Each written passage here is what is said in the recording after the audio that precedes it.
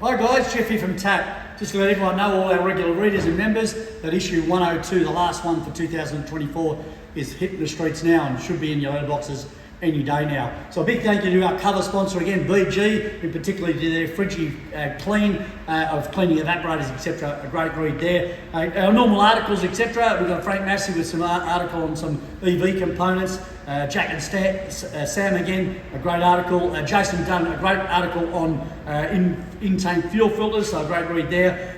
Again, centre stage focus, Brendan and myself, on centre stage focus on thermal management and HVAC for the summer season, so a great read there. Clinton Brett, another great article on diesel fuel system control valves, etc. So fans, and again another one, and Jeff Mutton has also got his normal article about making hay while the sun shines when it comes into our busy time of the year. So again, big thank you to all our advertisers for this particular issue.